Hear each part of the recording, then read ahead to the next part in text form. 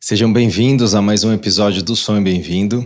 E esse episódio foi muito especial. Nós tivemos a honra de contar com a participação do professor Dr. Carlos Simon. Dr. Carlos Simon é diretor científico da Genomics Mundial, uma das figuras mais hoje importantes no nosso meio da reprodução assistida e autor de inúmeros trabalhos e papers científicos que nós usamos e estudamos para aplicar a medicina que hoje a gente faz. Ele ajudou no desenvolvimento do teste ERA, que é um teste de receptividade endometrial muito conhecido aqui no Brasil, até pelas pacientes, e muitos outros testes que nós também podemos usar e alguns que estão aí vindo pela frente. Nós conversamos sobre alguns aspectos e dúvidas comuns de pacientes e também dúvidas nossas, médicas, tanto em relação ao endométrio quanto ao embrião, a questão genética, e um pouquinho aí do futuro da reprodução humana. Então, espero que vocês gostem desse episódio com o Dr. Carlos Simon.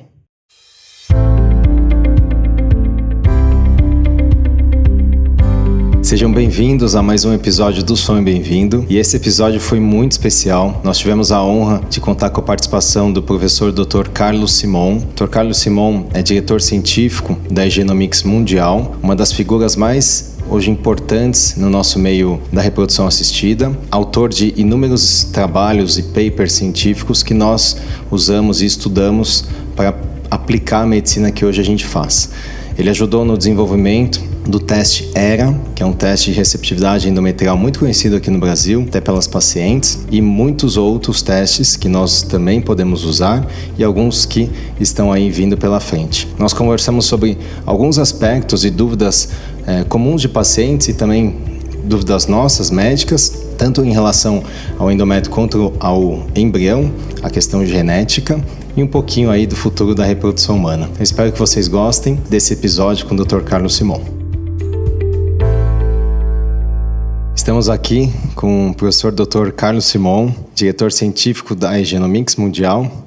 Professor Carlos, muito bem-vindo. E vamos começar aqui com algumas perguntas. Dr. Oscar Duarte está aqui comigo. Perguntas rápidas. Dr. Carlos, nós falamos muito do black box, dessa caixa preta da reprodução humana, que quando nós colocamos um embrião dentro do útero, nós não sabemos, nós não conseguimos medir o que está acontecendo ali dentro, e nós vimos esse desfecho 10 dias depois com o teste de gravidez. E muita coisa acontece e a gente só vê o teste negativo. O senhor já ouviu alguma gravação dessa black box, dessa caixa preta? E, se sim, o que o senhor imagina que mais se fala ali dentro, para nos guiar aqui as pacientes que passam pelas falhas de implantação, mesmo com embriões euploides e até com teste de receptividade normal? Lo importante en este momento es saber que la entrada del black box es una entrada perfecta, que colocamos los embriones cromosómicamente normales, que hemos estudiado el endometrio,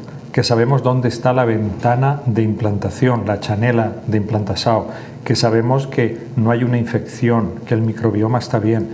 Lo que podemos hacer es prepararlo y a continuación sabemos lo que ocurre, pero en la paciente lo importante es uma boa preparação. Nós sabemos que a janela de implantação, ela provavelmente pode variar em duração de uma paciente para outra. E eu gostaria de saber duas coisas. Qual o senhor acredita que é o tempo médio que essa janela fica aberta nas pacientes? Qual seria o tempo máximo? Ou seja, existem pacientes que têm janelas muito largas e que talvez permitam até implantação de embriões não tão bons e isso leve a um quadro de abortamento de repetição. E o outro oposto. Existem pacientes que simplesmente nunca conseguirão ter um endométrio receptivo, essa janela nunca vai se abrir? La chanela dura una media de 30 horas. La más corta que hemos visto son de 12 horas, malformaciones uterinas, y la más larga son 48 horas. Hemos visto casos de endometrio refractario solo en un 1 por 1000 de los endometrios analizados. 1 por 1000. Y en ese caso pues no había ventana, pero son excepcionales. Si la ventana está abierta, el embrión implantará. No importa el tiempo o no. Si la ventana no está abierta, el embrión no implantará. E, professor, aproveitando essa pergunta, qual é o valor sérico de progesterona em que o senhor acredita que a janela começa a se abrir? a partir de quantos nanogramas por ml? Habitualmente entendemos que más de 1,2 nanogramos por mililitro comienza el programa. Ahí es cuando se comienza la activación. 1,2 es cuando todo comienza y entonces ya es un problema de timing, de horas de exposición. Este sería un poco el... Yo quisiera añadir una cosa para las pacientes, para que ellas tengan esta información. Un embrión humano puede implantar en cualquier lugar porque el embrión se vuelve adhesivo. Cuando el embrión se vuelve adhesivo, puede implantarle en la trompa y tiene un embarazo tubárico, puede implantar en el cuello y tiene un embrión cervical, puede implantar en el peritoneo y tener un embarazo abdominal, puede pegarse al plástico de la cánula que transferimos, pero donde nunca se va a pegar es en un endometrio no receptivo. E pensando ainda no resultado do teste ERA, que é um teste bastante popular no nosso meio aqui no Brasil, quando ele vem alterado, o senhor acha que pode haver alguma causa tratável? Por exemplo, os testes ERA alterados com mais frequência estão associados a um teste hélice alterado ou a uma microbiota ou EMA alterado? E talvez se tratássemos isso, poderíamos fazer com que um teste não receptivo se tornasse receptivo sem necesariamente precisar mexer na janela de progesterona? No, habitualmente las variaciones que vemos son variaciones fisiológicas, naturales. El hecho de que una paciente necesite 7 días de progesterona para adquirir la receptividad y otras 4 no es patológico, es variación individual, igual que unas personas miden 1,80 y otras miden 1,50. Es todo lo mismo, no pasa nada. Sí que hay situaciones en que se modifica la ventana porque hay una alteración del microbioma y puede afectarla, o una alteración de aumento de peso o de disminución del peso. Pero en general el desplazamiento de la ventana lo consideramos como algo fisiológico y natural, no es patológico. Professor, uma pergunta sobre um outro tema que envolve o endométrio, que é a síndrome de Asherman. Nós acompanhamos muitos estudos publicados até na Human nesses últimos anos e o trabalho do senhor com células-tronco, um trabalho bonito, aliás, é um projeto muito bonito. Mas, na prática, eu tenho algumas pacientes com síndrome de Asherman que passaram por falhas, por abortamentos, fizeram múltiplas intervenções e hoje nós não temos o que oferecer para elas. O senhor vê alguma esperança para essas pacientes que não têm o surrogate, não têm uma gestação de substituição, alguém que poderia gestar por elas? Qual é a mensagem que o senhor poderia deixar para essas pacientes? El mensaje es que estamos trabajando muy duro y que realmente estamos ya en un fase 2, que estáis bienvenidos a estas pacientes mandárnoslas sin coste ninguno. Estamos en un fase 2 ya aprobado por la FDA y la EMA, en el cual estamos transfiriendo, estamos movilizamos las células de la médula ósea y esas células las introducimos dentro del útero por las arterias espirales para dar lugar a la creación de endometrio. Y ya pasamos en la fase 1, estamos en fase 2 que está acabando. Luego tenemos un fase 3 y si esto sigue funcionando, podría ser un tratamiento para crear endometrio donde no lo hay. Y esto, de hecho, el tratamiento se llaman CD133 Bone Marrow Derived Stem Cells.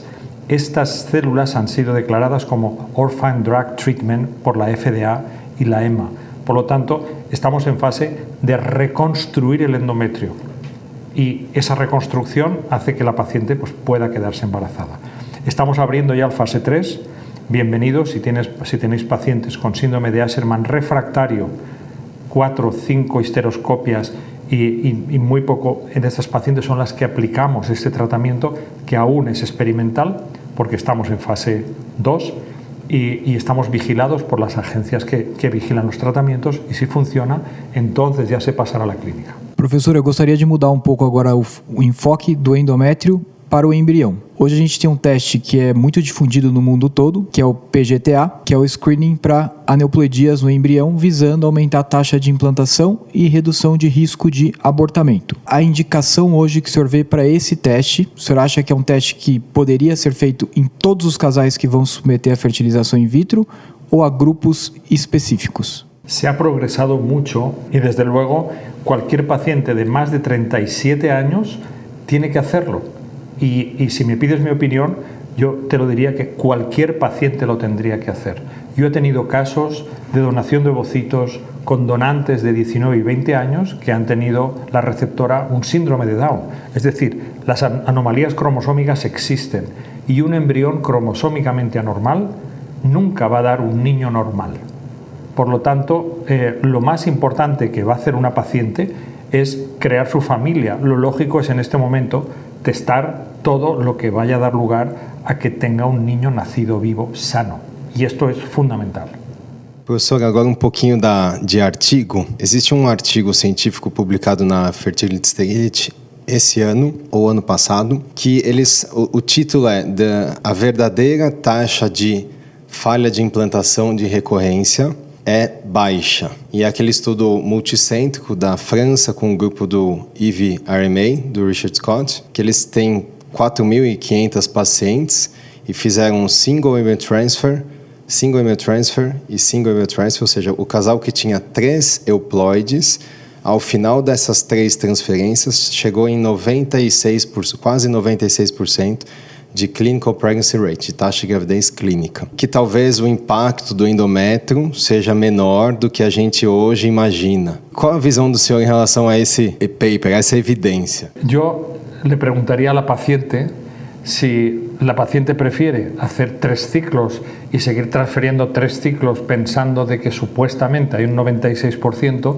o realmente ir a un primer ciclo estudiando todo y sabiendo que ahí se puede obtener unos resultados superiores porque el endometrio es importante, clarísimamente. Es que aquí hay una cosa son los trabajos estadísticos y prospectivos, pero otra cosa es la realidad de la paciente. Cuando llega la paciente lo que quiere son los mejores resultados en el primer ciclo.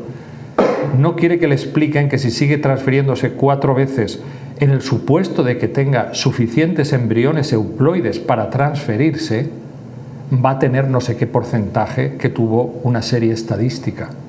Hay pacientes que solo tienen un embrión euploide y 42 años y posiblemente no tengan otro. ¿Queremos explicarle que si intenta 3 veces con embriones que no tiene, le va a ir bien? Eso es. Professor, ainda em relação ao teste dos embriões, em relação à questão genética, a gente percebe que alguns casais têm um pouco de receio com a biópsia do embrião, por pensar que é algo invasivo e que pode eventualmente trazer prejuízo ao invés de benefício. A gente tem hoje alguns estudos no sentido de testes genéticos no embrião que não são invasivos. Em que ponto a gente está hoje dessa história? Esse teste já pode ser considerado um teste em nível de igualdade com o teste tradicional invasivo? E o que o senhor pensa para o futuro? A sua opinião? O senhor acha que realmente o teste não invasivo ele vai substituir no futuro o teste con biopsia? Por supuesto, en toda la medicina vamos hacia la medicina no invasiva. Las cirugías son no invasivas. Todo lo que tratamos de hacer es la menos invasividad. Hoy el corazón ya no se opera, el corazón ya se opera de forma no invasiva por cateterización.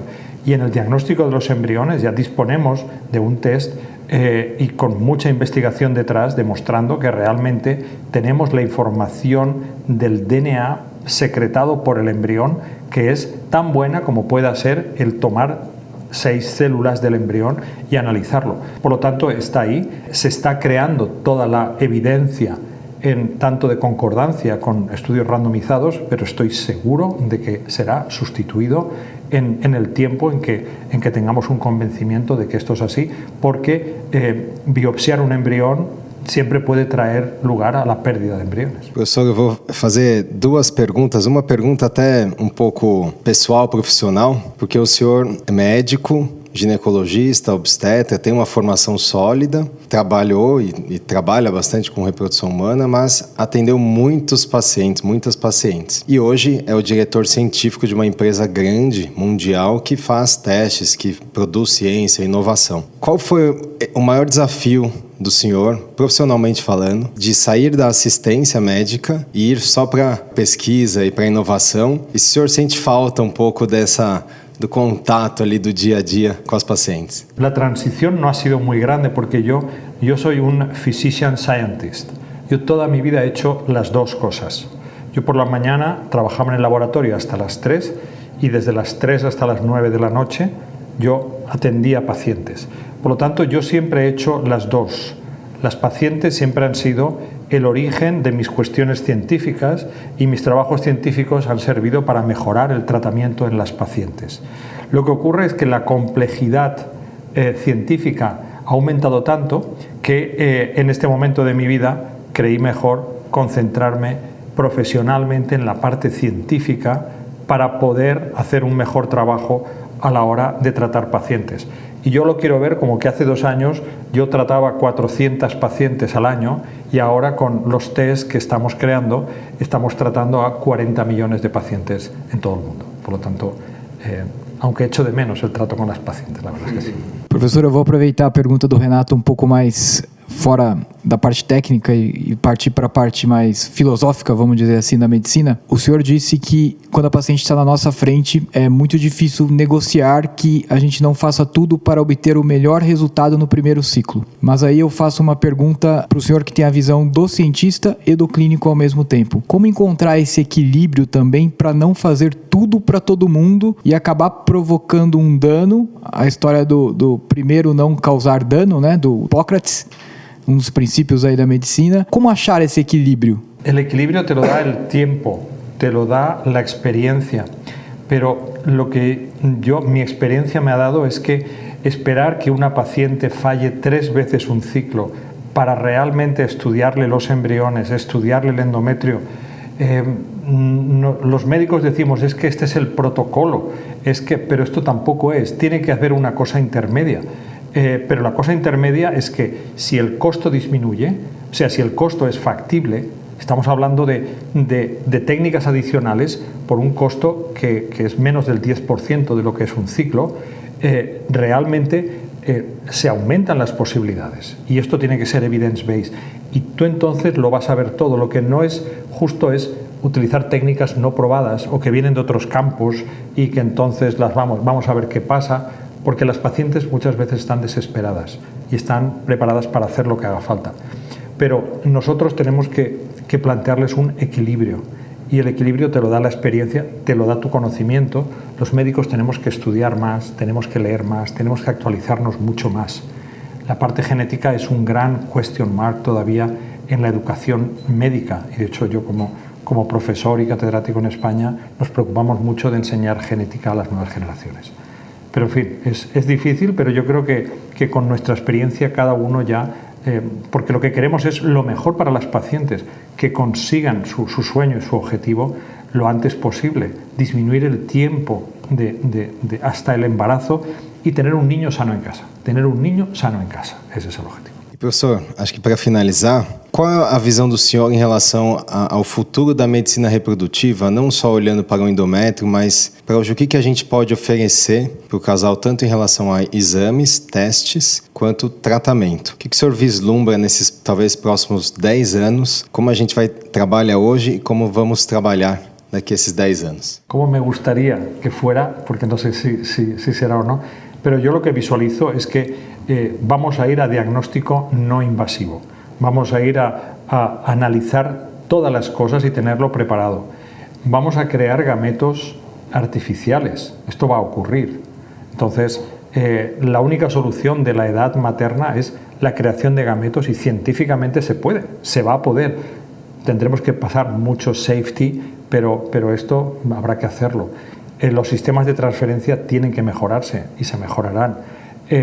Y sobre todo los resultados. No podemos estar en un 40% de niño en casa. Tenemos que llegar a un 90%. Tenemos que llegar a unas tasas en que realmente la ciencia nos ayude a mejorar esto. Y todo el punto era ese. Yo, como clínico, siempre he visualizado que poniendo alrededor una capa de ciencia podemos mejorar lo que hacemos. Y de hecho, lo mejoramos. Professor, muito obrigado. Foi enorme prazer tê-lo aqui no podcast. E bom retorno à Espanha. E seja sempre muito bem-vindo aqui ao Brasil. Obrigado, professor. Muito obrigado. Obrigado por estar conosco nesse episódio do Sonho Bem-vindo. Além de poder escutar esse podcast nas principais plataformas de áudio, você pode nos encontrar no Instagram, no @arte.academy e no @vida bem-vinda. Se você gostou desse podcast, ficaremos muito felizes de ouvir sua opinião nos comentários de qualquer plataforma que esteja usando. Esse podcast tem um caráter meramente informativo e educacional. Não deve ser utilizado para realizar autodiagnóstico ou automedicação. O conteúdo não é feito para substituir a consulta com um profissional de saúde. Em caso de dúvidas, consulte seu médico. Somente ele está habilitado a praticar o ato médico, conforme a recomendação do Conselho Federal de Medicina. Nenhuma relação médico-paciente é estabelecida aqui neste canal, e somos muito transparentes em relação aos conflitos de interesse, e levamos isso muito a sério.